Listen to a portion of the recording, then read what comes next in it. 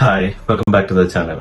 So ഇന്നത്തെ വീഡിയോയിൽ നമ്മൾ പറയാൻ ഉദ്ദേശിക്കുന്നതെന്ന് പറഞ്ഞു കഴിഞ്ഞാൽ നമ്മുടെ കമന്റ് ബോക്സിൽ, വീഡിയോസിന്റെ അണ്ടറിലുള്ള കമന്റ് ബോക്സിൽ വരുന്ന കമന്റ്സ്, അതിനുള്ള ക്വസ്റ്റ്യൻ ആൻഡ് ആൻസേഴ്സ് ആണ് മെയിനായിട്ട് പറയാൻ ഉദ്ദേശിക്കുന്നത്. സോ ഇതിലെന്ന് പറഞ്ഞു കഴിഞ്ഞാൽ majority of the comment almost similar തന്നെയാണ്.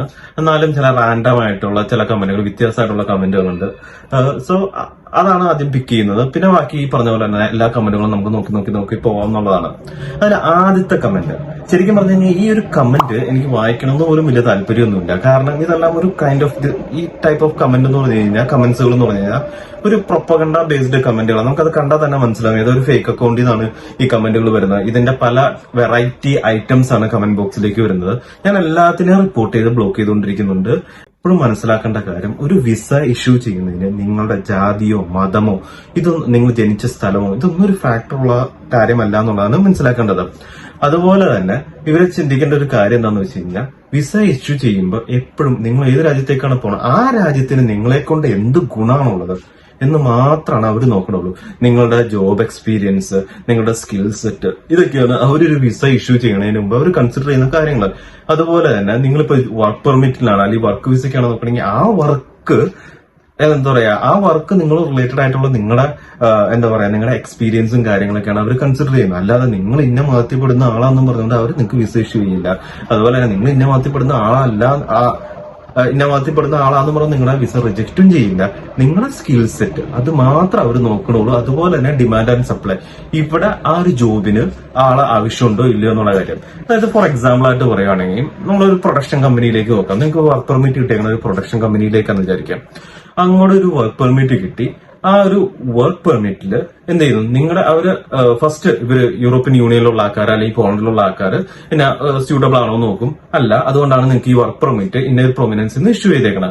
അപ്പൊ ആ ഒരു വർക്ക് പെർമിറ്റില് നിങ്ങളുടെ സ്കില്ല്, നിങ്ങളുടെ നോളജ്, അതുപോലെ നിങ്ങളുടെ പ്രീവിയസ് എക്സ്പീരിയൻസ് മുതലായ കാര്യങ്ങൾ മാത്രമാണ് അവർ കൺസിഡർ ചെയ്യുള്ളൂ. അല്ലാതെ നിങ്ങളുടെ മതമോ ജാതിയോ ഈ പറഞ്ഞ ഒരു കാര്യം കൺസിഡർ ചെയ്യുന്നതല്ല. പിന്നെ എപ്പോഴും ഓർക്കുക, ഇതുപോലെ ഫേക്ക് അക്കൗണ്ടുകൾ ജസ്റ്റ് അവരവരുടെ പ്രൊപ്പഗണ്ട പ്രൊഡ്യൂസ് ചെയ്യാൻ വേണ്ടി പലവിധ കാര്യങ്ങളായിട്ട് നിങ്ങളുടെ ലൈഫിലേക്ക് പല രീതിയിൽ കണക്ട് ചെയ്ത് വരും. ഇഗ്നോർ ചെയ്ത് വിടുക. കാരണം എന്താ പറയാ, ഒരു റൈറ്റ് വിങ് ഇവരുടെ ഒരു സ്ഥിരം നമ്മുടെ ഹിസ്റ്ററി എടുത്ത് നോക്കിക്കഴിഞ്ഞാൽ ഒരു റൈറ്റ് വിങ് പ്രൊപ്പഗണ്ട പ്രിപ്പയർ ചെയ്യുന്നത് അങ്ങനെ തന്നെയാണ്. അതായത് ഏതെങ്കിലും ഒരു വീക്ക് ആയിട്ടുള്ള ഒരു കമ്മ്യൂണിറ്റീനെ എടുത്ത് പറയും, ഇവര് കാരണമാണ് നിങ്ങൾ നന്നാവാത്തെന്ന് പറഞ്ഞ് നല്ല രീതിയിൽ സ്പ്രെഡ് ചെയ്തോളൂ. ഇപ്പൊ ജർമ്മനിയിലാവട്ടെ, പാകിസ്ഥാനിലാവട്ടെ, എവിടെയാണെങ്കിലും ഈ പറഞ്ഞ ഈ മതം ഫസ്റ്റ് പ്രയോറിറ്റി വരുന്ന സ്ഥലങ്ങളിലെല്ലാം കാട്ടുന്ന ഒരു സെയിം പ്രൊപ്പഗണ്ട ഇത് തന്നെയാണ് ഈ കമന്റ് ബോക്സിലേക്ക് ഇടുന്ന് കാട്ടുന്നത്. ഇന്ന ആൾക്കാർ കാരണമാണ് നമുക്ക് വിസ അടിക്കാത്തത് എന്ന ഒരു നെഗറ്റീവ് ത്രെഡ് ഉണ്ടാക്കി വിടുക എന്നുള്ളത്. എപ്പോഴും ഓർക്കുക, ഈ പറഞ്ഞ മതവും ജാതിയോ ഒന്നുമല്ല, നിങ്ങളുടെ സ്കിൽ സെറ്റ്, നിങ്ങൾ സബ്മിറ്റ് ചെയ്യുന്ന ഡോക്യുമെന്റ്സ് ആയിട്ട് മാച്ച് ആവാത്തതുകൊണ്ട് മാത്രമാണ് വിസ റിജക്ഷൻ വരുന്നത്. അതുപോലെ തന്നെ ഇവിടെ ഈ ഡിമാൻഡ് ആൻഡ് സപ്ലൈ, ആ ഒരു കാര്യം കൂടി നിങ്ങൾ ഓർക്കുക. കാരണം നിങ്ങൾ സബ്മിറ്റ് ചെയ്യുന്ന ഡോക്യുമെന്റ് എന്ന് പറഞ്ഞു കഴിഞ്ഞാൽ ഏതെങ്കിലും ഒരു അൺസ്കിൽഡ് ജോബിനായിരിക്കും. അൺസ്കിൽഡ് ജോബിന് ഞാൻ എപ്പോഴും പറയുന്ന ഒരു കാര്യമാണ്, അൺസ്കിൽഡ് ജോബിന് ഇവിടെ ആവശ്യത്തിൽ കൂടുതൽ ആൾക്കാരുണ്ട്. ജോർജിയെന്നും തുർക്കിയെന്നും അവിടുന്ന് ഇവിടുന്നൊക്കെ ആയിട്ട് ഉക്രൈനിൽ നിന്നും ഒക്കെ അൺസ്കിൽഡ് ജോബിന് ഇവിടെ ഉള്ള ആളുകൾ, സ്റ്റുഡൻസ്, ഒരുപാട് ആളുകൾ വർക്ക് ചെയ്യുന്നുണ്ട്. അവർക്കുള്ള ഫസ്റ്റ് പ്രയോറിറ്റി കഴിഞ്ഞിട്ട് മാത്രമാണ് പുറത്തുനിന്ന് ആൾക്കാരെ റിക്രൂട്ട് ചെയ്യുന്നുള്ളൂ. ഈ പറഞ്ഞ ഏജൻസിക്ക് പോലും അറിയാം, ഇപ്പൊ 100 പേർക്ക് കൊടുത്തിട്ടുണ്ടെങ്കിൽ അതിനകത്ത് 5-10 ആൾക്കാർക്കോ, 5-10 അല്ല 2-3 ആൾക്കാർക്ക് കിട്ടുന്നുള്ളൂ എന്നുള്ള കാര്യം അവർക്കും അറിയാം. അതുകൊണ്ടാണ് അവർ ആദ്യം തന്നെ സർവീസ് ചാർജ് എന്ന് പറഞ്ഞൊരു എമൗണ്ട് നിങ്ങളുടെ കയ്യിലേക്ക് വാങ്ങുന്നത്. നിങ്ങൾ ചെയ്യേണ്ട ഒരൊറ്റ കാര്യമുള്ളൂ, എന്താ പറയാ, ഡിമാൻഡ് ലെറ്റർ ചോദിക്കുക, അത്രേ ഉള്ളൂ. അതായത് ഇന്നൊരു കമ്പനി നിങ്ങൾക്ക് ഇത്ര ആൾക്കാരെ റിക്രൂട്ട് ചെയ്യാനുള്ള ഒരു പെർമിഷൻ തന്നിട്ടെന്നുള്ള ഡിമാൻഡ് ലെറ്റർ ചോദിക്കുക. അങ്ങനെയുള്ള ചോദ്യം ചോദിക്കുക. അതിനുള്ള ഡിമാൻഡ് ലെറ്റർ ഉണ്ടോ എന്നുള്ളതിന്റെ ഒരു കോപ്പിയോ ഫോട്ടോ എന്താന്ന് വെച്ചാൽ കളക്ട് ചെയ്യുക, നോക്കുക, വെരിഫൈ ചെയ്യുക. അങ്ങനെയാണെങ്കിൽ നിങ്ങൾക്ക് ഉറപ്പിക്കാം ഈ പറഞ്ഞ ഏജൻസി പറഞ്ഞ ജോബ് അവിടെ ഉണ്ടെന്ന്. ഇല്ലെങ്കിൽ നിങ്ങളും ഈ പറഞ്ഞ പോലെ ഒരു സ്കാമിൽ പെട്ടുകൊണ്ടിരിക്കുകയാണ്. അതായത് ഇപ്പൊ അവർ റാൻഡായിട്ട് ഒരു ഇൻസ്റ്റാഗ്രാം ആഡ് ഇടും, ഇത്ര ആൾക്കാർക്ക് ജോബ് വേക്കൻസി എന്ന് പറഞ്ഞിടും. അത് കഴിഞ്ഞാൽ നമ്മുടെ ഒരു എമൗണ്ട് അവർ സർവീസ് ചാർജ് എന്ന് പറഞ്ഞ് കളക്ട് ചെയ്യും. അത് കഴിഞ്ഞിട്ട് ഈ പറഞ്ഞ തദൈവ. കാരണം ജോബ് ഇല്ലാതെ, അതായത് ജോബ് ഉണ്ടെങ്കിലാണ് വർക്ക് പെർമിറ്റ് ഇഷ്യൂ ചെയ്യുള്ളൂ. മനസ്സിലായോ?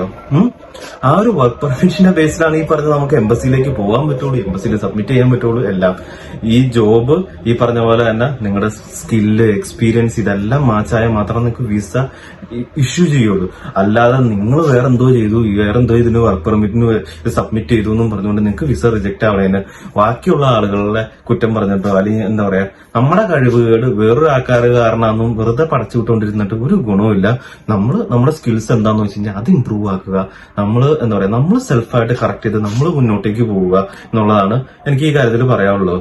അല്ലാതെ നമ്മൾ ഈ പറഞ്ഞ പോലെ നെഗറ്റീവായിട്ടുള്ള കാര്യങ്ങൾ ഫോക്കസ് ചെയ്യാതെ നമുക്ക് ലാംഗ്വേജ് ആണോ കുഴപ്പം, ഓക്കെ നമ്മളത് നേരെ ഇമ്പ്രൂവ് ആക്കുക.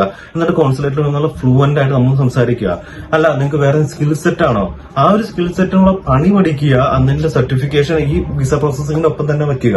അല്ലെങ്കിൽ നിങ്ങൾക്ക് ഒരു എക്സ്പീരിയൻസ് കുറവുണ്ട്, ആ ഒരു എക്സ്പീരിയൻസ് സർട്ടിഫിക്കറ്റിന്റെ ഒപ്പം കൂടുതൽ അഡീഷണൽ കൂട്ടി വെക്കുക. അങ്ങനെ നിങ്ങളുടെ ഡോക്യുമെന്റ്സ് നിങ്ങൾ പ്രയോറിറ്റൈസ് അതായത് കമ്പാരിറ്റീവ്ലി അവർക്ക് വരുന്ന എല്ലാ ആപ്ലിക്കേഷനും അവർ ഒരുപോലെയാണ് കൺസിഡർ ചെയ്യുന്നത്.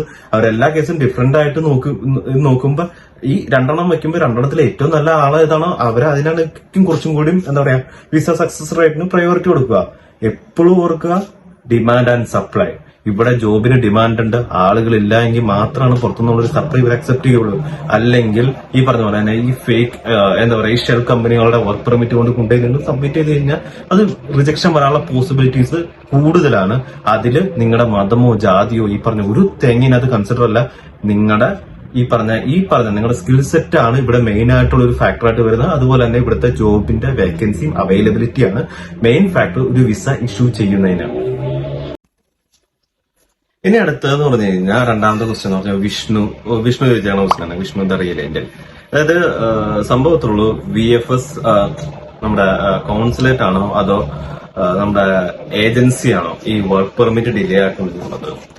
ബേസിക്കലി ഇത് നമുക്ക് ഒരിക്കലും നമ്മുടെ ഏജൻസിനെ കുറ്റം പറയാൻ പറ്റില്ല. കാരണം അവര് നമ്മളോട് ചിലപ്പോൾ പറഞ്ഞിട്ടുണ്ടാവും അവർക്ക് എന്താ പറയുക 25 പേരെ ആവശ്യമുണ്ട്, എമർജൻസി റിക്രൂട്ട്മെന്റ് ആണ്, ഭയങ്കര ഫാസ്റ്റ് ആയിരിക്കും പ്രൊസീജിയർ നടക്കുന്നത് എന്നൊക്കെ നിങ്ങളുടെ പല ആഡിലാണെങ്കിലും അല്ലെങ്കിൽ ഇൻസ്റ്റാഗ്രാം പോസ്റ്റിലാണെങ്കിലും അല്ലെങ്കിൽ അവരോടായിട്ട് സംസാരിക്കുമ്പോഴും പെട്ടെന്ന് തന്നെ അപ്ലൈ ചെയ്യണം അങ്ങനെയാണ് ഇങ്ങനെയാണെന്നൊക്കെ പറഞ്ഞിട്ടുണ്ടാവും. പക്ഷെ ഞാൻ പറഞ്ഞ പോലെ തന്നെ ഫസ്റ്റ് നിങ്ങൾ ചോദിക്കേണ്ട കാര്യം ആ ഡിമാൻഡ് ലെറ്റർ ചോദിക്കുക. ഇങ്ങനെ സംഭവം ഉണ്ടോ, ഈ ഏജൻസി ആയിട്ട് ഉണ്ടോ എന്നുള്ള കാര്യം കൺഫേം ചെയ്യാൻ വേണ്ടി ഡിമാൻഡ് ലെറ്റർ ചോദിക്കുക. ഇനി ഓക്കെ അത് നമുക്ക് കിട്ടി എന്ന് വിചാരിക്കുക. ഇനിയാണ് ഈ ചോദ്യത്തിന്റെ ആൻസറിലേക്ക് വന്ന വൺസ് നിങ്ങൾക്ക് ഡിമാൻഡ് ലെറ്റർ കിട്ടി, ഇറ്റ് മീൻസ് അതിന്റെ ഒരു കോപ്പി നിങ്ങൾക്ക് തന്നിട്ടുണ്ടെങ്കിൽ ഇറ്റ് മീൻസ് ഇവിടെ വേക്കൻസി ഉണ്ടെന്നാണ്. അങ്ങനെ നിങ്ങളുടെ പ്രൊഫൈല് ഈ പറഞ്ഞ ഏജൻസി ഈ എംപ്ലോയർക്ക് കൊടുക്കുവാണ്. ഇപ്പൊ വിഷ്ണുവിന്റെ പ്രൊഫൈൽ നേരെ ഈ എംപ്ലോയർക്ക് കൊടുക്കുന്നു. ഈ എംപ്ലോയർ കൊടുക്കുമ്പോൾ ഈ എംപ്ലോയർ ആണ് ഇവിടുത്തെ പ്രൊവിനൻസില്, അതായത് ഇപ്പൊ നമ്മുടെ വാർസോലാണെങ്കിൽ മസോവിസ്കിലെ പ്രൊവിനൻസില് നിങ്ങളുടെ വർക്ക് പെർമിറ്റിന് വേണ്ടി സബ്മിറ്റ് ചെയ്യുന്നത്. ഈ സബ്മിറ്റ് ചെയ്യുമ്പോൾ എന്താ ഇഷ്യൂ എന്ന് വെച്ച് കഴിഞ്ഞാൽ മുമ്പൊക്കെ എന്ന് പറഞ്ഞു കഴിഞ്ഞാൽ ഈ എംപ്ലോയർക്ക് ചേസ് ചെയ്യാറുണ്ട്. അതായത് ഈ എംപ്ലോയർക്ക് എപ്പോഴും കോൺസുലേറ്റിൽ അല്ലെങ്കിൽ പറഞ്ഞ മസോവിസ്കി പോയിട്ട് ഇവർക്ക് അന്വേഷിക്കായിരുന്നു ഈ പറഞ്ഞ വർക്ക് പെർമിറ്റിന്റെ അപ്ഡേറ്റ് എന്താ എന്ന് വെച്ചുകൊണ്ട്. പക്ഷെ പുതിയ റൂൾ അനുസരിച്ച് എപ്പ ഈ പറഞ്ഞ ഇവര് പറയണു അപ്പൊ മാത്രമാണ്, അതായത് ഫോർ എക്സാമ്പിൾ ഇന്ന് ഞാനാണ് വിഷ്ണുവിന്റെ എംപ്ലോയർ എങ്കിൽ ഞാൻ ആ ഡോക്യുമെന്റ്സ് കൊണ്ടുപോയി മസോവിസ്കി കൊണ്ടുപോയി സബ്മിറ്റ് ചെയ്തു. ആ സബ്മിറ്റ് ചെയ്യുമ്പോൾ എനിക്കൊരു കൺഫർമേഷൻ തരും ഇങ്ങനെ വിഷ്ണുവിന്റെ ഡോക്യുമെന്റ് ഞാൻ സബ്മിറ്റ് ചെയ്തിട്ടുണ്ടെന്ന്. അതാണ് വിഷ്ണു ചോദിക്കേണ്ട ഒരു കാര്യം. ഈ വർക്ക് പെർമിറ്റ് സബ്മിറ്റ് ചെയ്തു ഏതെങ്കിലും ഒരു ഏജൻസി പറയുകയാണ് നിങ്ങളോട് നിങ്ങളുടെ ഡോക്യുമെന്റ് ഓൾറെഡി സബ്മിറ്റ് ചെയ്തു പറഞ്ഞിട്ടുണ്ടെങ്കിൽ ഓക്കെ സബ്മിറ്റ് ചെയ്തിട്ടുണ്ടെങ്കിൽ അതിന്റെ ഒരു പ്രൂഫ്, അതായത് ഈ എമിഗ്രേഷൻ ഡിപ്പാർട്ട്മെന്റിൽ തന്നേക്കുന്ന ഒരു പ്രൂഫ് ചോദിക്കുക. അതെന്താണെങ്കിലും തരും. ഇന്ന ഡേറ്റിൽ സബ്മിറ്റ് ചെയ്തു എന്ന് പറഞ്ഞിട്ടുള്ള ഒരു ഡോക്യുമെന്റ് തരും. അത് രണ്ടുപേർക്കും ഒരു കൺഫർമേഷന് വേണ്ടിയുള്ളതാണ്. അതെന്താണെങ്കിലും പോളണ്ടിലെ ഏത് ഗവൺമെന്റ് ഓഫീസിൽ എന്ത് സബ്മിറ്റ് ചെയ്താലും അവർ തരുന്നതാണ്. സോ വൺസ് ആ ഡോക്യുമെന്റ് എനിക്ക് കിട്ടി, എനിക്ക് അതിന്റെ ഒരു കോപ്പി വേണമെങ്കിൽ പറഞ്ഞ നിങ്ങൾക്ക് വിഷ്ണുവിനെ എനിക്ക് അയച്ചു തരാം, ഇങ്ങനെ ഞാൻ സബ്മിറ്റ് ചെയ്തിട്ടുണ്ടെന്നുള്ള കാര്യം. ഇനിയുള്ളത് ഒരു 3 മാസത്തേക്ക് നമ്മൾ വെയിറ്റ് ചെയ്യുക എന്നുള്ളതാണ്.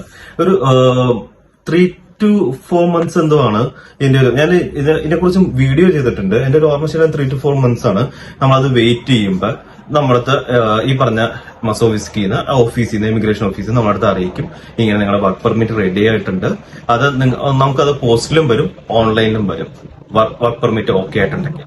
ഇനി അതർ ഹാൻഡ് നമ്മൾ ഈ സബ്മിറ്റ് ചെയ്തേക്കുന്ന ജോബ് അത്ര റെലവന്റ് അല്ല, ഇവിടെ ആളുകളെ കിട്ടും. അങ്ങനെ ഒരു സിറ്റുവേഷൻ ആണെങ്കിൽ എന്ത് ചെയ്യുന്ന വെച്ച് കഴിഞ്ഞാൽ ഈ എമിഗ്രേഷൻ ഓഫീസർ ഈ എംപ്ലോയറോട് പറയും ഓക്കെ നിങ്ങൾക്ക് വേക്കൻസി ഉണ്ട്, സമ്മതിച്ചു, ഇന്ന ആളുടെ നിങ്ങൾക്ക് പ്രോസസ് ചെയ്യുന്നുണ്ട്, നിങ്ങൾ എന്ത് ചെയ്യണം എന്ന് വെച്ച് കഴിഞ്ഞാൽ അൺഎംപ്ലോയ്മെന്റ് ഓഫീസിൽ നിന്ന് ഒരു ലെറ്റർ വാങ്ങണം. അതായത് ഈ ജോബിന് ഇവിടെ ആളുകളില്ല, അല്ലെങ്കിൽ പോളണ്ടിലെ ആളുകളില്ല, യൂറോപ്യൻ യൂണിയനിലെ ആളുകളില്ല എന്ന് പറഞ്ഞുകൊണ്ട് ഒരു ലെറ്റർ വാങ്ങി സബ്മിറ്റ് ചെയ്യണം. എന്നാൽ മാത്രമാണ് വർക്ക് പെർമിറ്റ് ഇഷ്യൂ ചെയ്യാൻ പറ്റുള്ളൂ എന്ന്. അങ്ങനെ ഒരു സിറ്റുവേഷൻ വരുവാണെങ്കിൽ അത് വീണ്ടും എക്സ്റ്റെൻഡ് ആവും. ഓൾമോസ്റ്റ് ഒരു 6 monthsന്റെ അടുത്തേക്ക് അത് എക്സ്റ്റെൻഡ് ആവുന്നുണ്ട്. സോ ഇതില് പറഞ്ഞില്ല, നമുക്ക് ആരെയും കുറ്റം പറയാൻ പറ്റില്ല. കാരണം as per the new rule അനുസരിച്ച് ഈ എംപ്ലോയർക്ക് ഈ ഓഫീസിലേക്ക് കോണ്ടാക്ട് ചെയ്യാൻ പറ്റില്ല. നമ്മളത് വെയിറ്റ് ചെയ്യണം. അവരെത്ര നാൾ പറയണോ അത്ര നാൾ നമ്മളത് വെയിറ്റ് ചെയ്യുക എന്നുള്ളൊരു ഒറ്റ ഓപ്ഷൻ മാത്രമേ ഉള്ളൂ.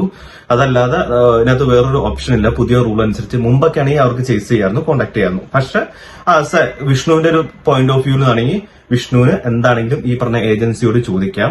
നിങ്ങൾ വർക്ക് പെർമിറ്റ് സബ്മിറ്റ് ചെയ്തിട്ടുണ്ടെങ്കിൽ അതിന്റെ പ്രൂഫ് നിങ്ങൾക്ക് ചോദിക്കാം. കാരണം അത് എന്താണെങ്കിലും ഇമിഗ്രേഷൻ ഓഫീസ് സബ്മിറ്റ് ചെയ്തിട്ടുണ്ടെങ്കിൽ അത് കൊടുക്കുന്നതായിരിക്കും. അതാണ് നമുക്കൊന്ന് ഉറപ്പിക്കാൻ പറ്റുള്ളൂ. ഈ ഒരു സാധനം പ്രോപ്പർ ആയിട്ടാണ് നടക്കണെന്നുള്ള കാര്യം ഉറപ്പിക്കാൻ പറ്റുള്ളൂ. അടുത്തതെന്ന് പറഞ്ഞു കഴിഞ്ഞാൽ സ്കിൽഡ് ജോബുകള്, മറ്റേ ലോജിസ്റ്റിക്കിന്റെ ഈ ഒരു ക്വസ്റ്റിന് ആൻസർ എന്ന് പറഞ്ഞാൽ ഇപ്പൊ ഒരു കറക്റ്റ് ടൈം അല്ല എന്നുള്ളതാണ് എനിക്ക് പറയാനുള്ളത്. അൺഫോർച്ചുനേറ്റ്ലി ഇപ്പൊ ഒരു കറക്റ്റ് ടൈമല്ല. കാരണം ഒരുപാട് ലേ ഓഫ് നടക്കുന്നുണ്ട്. ഓപ്പൺ ആയിട്ട് തന്നെ പറയാലോ, ഒരുപാട് ലേ ഓഫ് നടക്കുന്നുണ്ട്. ഇപ്പൊ ഇവിടെ ഉള്ളവർക്ക് തന്നെ ജോബിന്റെ കാര്യത്തിൽ ഒരു 50-50 റേഞ്ചിലേക്ക് വന്നുകൊണ്ടിരിക്കുകയാണ്. കാരണം നമ്മുടെ ഇവിടുത്തെ കോർപ്പറേറ്റ് ടാക്സ് ഇൻക്രീസ് ചെയ്തുകൊണ്ട് കമ്പനികൾ എല്ലാം ഇവിടുന്ന് പയ്യെ റീലൊക്കേറ്റ് ചെയ്തുകൊണ്ടിരിക്കുകയാണ്. അതുകൊണ്ട് ഇൻസൈഡ് ഒരുപാട് ലേ ഓഫുകളും കാര്യങ്ങളും നടക്കുന്നുണ്ട്. സോ ബേസിക്കലി ഇപ്പത്തെ ഒരു സെനാരിയോയില്, അതായത് ഇപ്പൊ ഒരു ക്വാർട്ടർലി നമ്മൾ ഇപ്പൊ ഒരു ക്വാർട്ടർ എടുക്കുവാണെങ്കിൽ ഇപ്പൊ എന്താ പറയാ, ജോബ് മാർക്കറ്റ് ഒട്ടും നല്ലതല്ല. ഇവിടുത്തെ സ്കിൽഡ് ജോബ് മാർക്കറ്റ് ഒട്ടും നല്ലതല്ല. നല്ല രീതിയിൽ, അതായത് ഒരു മാസം 500-600-1000 പേരൊക്കെ നമ്മൾ അറിയുന്നവർ തന്നെ, മലയാളികൾ തന്നെ നമുക്കറിയാലോ. ജോബ് ഇത് നമുക്ക് നേരത്തെ നോട്ടീസ് നൽകി നിങ്ങളുടെ ജോബിന്റെ കാര്യം ഏകദേശം തീരുമാനം എന്നുള്ള നോട്ടീസ് നൽകി അറിയിക്കുന്നുണ്ട്. സോ ഏകദേശം ഓൾമോസ്റ്റ് എല്ലാ കമ്പനിയിലും നല്ല രീതിയിൽ ലേ ഓഫ് നടക്കുന്നുണ്ട്. അതുകൊണ്ട് ഇപ്പൊ അതിന് പറ്റിയൊരു സമയമല്ല എന്നാണ്. നിങ്ങളിപ്പോ നല്ലൊരു ജോബിൽ നിൽക്കുവാണെങ്കിൽ അവിടെ തന്നെ നിൽക്കുക എന്നുള്ളതാണ്. ഇനി ലോജിസ്റ്റിക്കിലേക്ക് എന്ന് പറഞ്ഞു കഴിഞ്ഞാൽ ഏറ്റവും പ്രിഫറബിൾ ആവുന്നതെന്ന് പറഞ്ഞാൽ P&G കമ്പനിയാണ്, പ്രൊട്ടക്ട് ആൻഡ് ക്ലാംബർ കമ്പനിയാണ്. അതിന്റെ എന്ന് പറഞ്ഞു കഴിഞ്ഞാൽ വെബ്സൈറ്റ് അല്ലെങ്കിൽ ലിങ്ക്ഡിൻ ആയിരിക്കും കുറച്ചും കൂടി. P&G മാത്രമല്ല, സ്കിൽഡ് ആയിട്ടുള്ള ആര് ജോബ് നോക്കുന്നുണ്ടെങ്കിലും ലിങ്ക്ഡിൻ ആയിരിക്കും ഏറ്റവും നല്ലൊരു ഡയറക്റ്റ് നമുക്ക് കണക്ട് ചെയ്യാനുള്ള ഒരു സൊല്യൂഷൻ എന്ന് പറഞ്ഞാൽ. ലിങ്ക്ഡിൻ എപ്പോഴും ഫസ്റ്റ് ചോയ്സ് ആയിട്ട് എടുക്കുക, കണക്ട് ചെയ്യാൻ പറ്റുക. നിങ്ങളുടെ ഒരു വേക്കൻസി നിങ്ങളുടെ പ്രൊഫൈലിന് മാച്ച് ആവുന്നുണ്ടെങ്കിൽ ഈ പറഞ്ഞ പോലെ തന്നെ നിങ്ങൾക്ക് അവരുടെ HR കോൺടാക്ട് ചെയ്ത് നിങ്ങൾക്ക് ബാക്കിയുള്ള കാര്യങ്ങൾ ഡിസ്കസ് ചെയ്യാവുന്നതാണ്. പിന്നെ ഞാൻ പറഞ്ഞ കാര്യം ഓർക്കുക, ഇപ്പത്തെ ഒരു സിറ്റുവേഷനിൽ ജോബ് മാർക്കറ്റ് ഒട്ടും നല്ലതല്ല. സോ നിങ്ങൾ ഇപ്പൊ കറന്റ്ലി ഒരു ജോബിൽ നിൽക്കണമെങ്കിൽ അവിടെ തന്നെ നിൽക്കുന്നതായിരിക്കും കുറച്ചും കൂടി സേഫ് ആയിട്ടുള്ള ഒരു കാര്യം. ഇനി അടുത്തത് നാലാമത്തെ ക്വസ്റ്റ്യൻ എന്ന് പറഞ്ഞാൽ UK നമുക്ക് വിസിറ്റ് വിസയിൽ പോയിട്ട് ജോലി ചെയ്യാൻ പറ്റുമോ എന്നുള്ളതാണ്. UK എന്നല്ല, യൂറോപ്യൻ യൂണിയനിലും ആണെങ്കിൽ പോലും നമുക്ക് വിസിറ്റ് വിസ ചെന്ന് കഴിഞ്ഞാൽ ഒരിടത്തും നമുക്ക് ജോലി ചെയ്യാനോ അത് നേരെ സ്റ്റുഡന്റ് വിസയിലേക്കോ കൺവേർട്ട് ചെയ്യാൻ പറ്റില്ല എന്നുള്ളതാണ് കാര്യം. നമ്മളോട് പലരും പറയും, പക്ഷെ ഇതാണ് റൂള്, നിങ്ങൾക്ക് വിസ സ്വിച്ച് ചെയ്യാൻ പറ്റില്ല എന്നുള്ളത് എപ്പോഴും ഓർക്കുക. നമുക്ക് അഫോർഡബിൾ ആണ് എന്ന് വെച്ചുകൊണ്ട് നമ്മൾ എന്താ പറയാ, ഒരു പറ്റാത്തൊരു കാര്യത്തിലേക്ക് പോയി കുഴിയിലേക്ക് പോയി ചാടാതിരിക്കുന്നതായിരിക്കും എപ്പോഴും ബെറ്റർ. അല്ലെങ്കിൽ പിന്നെ കുറച്ചും കൂടി സേഫ് ഈ നമ്മുടെ വിസിറ്റ് വിസ വെച്ച് കമ്പയർ ചെയ്യുമ്പോൾ കുറച്ചും കൂടി സേഫ് നമ്മുടെ സീസണൽ വിസയാണ്. അതിന് ചിലപ്പോൾ കോസ്റ്റ് കുറവായിരിക്കും കമ്പാരിറ്റീവ്ലി. കാരണം അത് കുറച്ചും കൂടി ഡ്യൂറേഷൻ കിട്ടും. നമുക്ക് ഈ വർക്ക് പെർമിറ്റ് ഒന്ന് മാറ്റി വെക്കാനുള്ള ഒരു ഡ്യൂറേഷൻ എങ്കിലും കിട്ടിയാൽ നല്ലത്. നിങ്ങൾക്ക് ഒറിജിനൽ വർക്ക് പെർമിറ്റിന്റെ ഒരു പേയ്മെന്റ് അഫോർഡബിൾ ആക്കാൻ പറ്റുന്നില്ലെങ്കിൽ കുറച്ചും കൂടി നല്ലത് സീസണൽ വിസ ആയിരിക്കും. ഈ വിസിറ്റ് വിസയും കൊണ്ട് ഒരിക്കലും അത് നമുക്ക് സ്വിച്ച് ചെയ്യാൻ പറ്റില്ല. അതിപ്പോ UK കയറെടുക്കുകയാണെങ്കിൽ നമുക്ക് സ്റ്റുഡന്റിലേക്ക് മാറ്റാൻ പറ്റില്ല, ഈ പറഞ്ഞ വർക്കിലേക്കും മാറ്റാൻ പറ്റില്ല. നിങ്ങൾ നാട് കാണാൻ വന്നതാണെങ്കിൽ നാട് കണ്ടിട്ട് തിരിച്ചു പോവുക, അത്ര മാത്രമേ ഉള്ളൂ. അല്ലാതെ നമ്മൾ അതിൽ കൂടുതൽ നമ്മൾ അവിടെ സ്റ്റേ ചെയ്യുമ്പോൾ അത് ഇല്ലീഗൽ ആയിരിക്കും. പിന്നെ അത് ഭാവിയിൽ ഒരുപാട് പ്രശ്നങ്ങൾ വരും. നിങ്ങളോട് ആരെങ്കിലും അത് ഇങ്ങനെ പറഞ്ഞിട്ടുണ്ടെങ്കിൽ തന്നെ ആ സാധനം ഒഴിവാക്കി വിടുക. ഇമാതിരി വള്ളികളൊക്കെ ഒഴിവാക്കി വിടുക. നമുക്ക് ഈ പറഞ്ഞ പോലെ തന്നെ നമുക്ക് പ്രോപ്പർ ആയിട്ടുള്ള വേല് എന്ന കാര്യങ്ങൾ മുന്നോട്ടേക്ക് പോകാൻ വേണ്ടി ശ്രമിക്കാം. സോ ഇതാണ് ഞാൻ കണ്ട ആദ്യത്തെ 4 കമന്റുകൾ. നിങ്ങൾക്ക് എന്തെങ്കിലും കാര്യത്തിൽ ഇനി കമന്റുകൾ എന്തെങ്കിലും നമുക്ക് ഡിസ്കസ് ചെയ്യണമെങ്കിൽ നിങ്ങൾ പറഞ്ഞാൽ മതി. നമുക്ക് അപ്കമിങ് ഡേയ്സിൽ നമുക്ക് ആ കമന്റ് അതിനുള്ള ആൻസർ എന്നെ കൊണ്ട് പറ്റുന്ന രീതിയിൽ ഞാൻ മാക്സിമം ഉള്ള കാര്യങ്ങൾ കറക്റ്റ് ആയിട്ടുള്ള അപ്ഡേറ്റുകൾ കാര്യങ്ങൾ നിങ്ങൾക്ക് തരാം. So thanks for watching. മറക്കണ്ട, നിങ്ങൾ എന്തെങ്കിലും കാര്യം ഉണ്ടെങ്കിൽ കമന്റ് ബോക്സിൽ എഴുതുക. So by.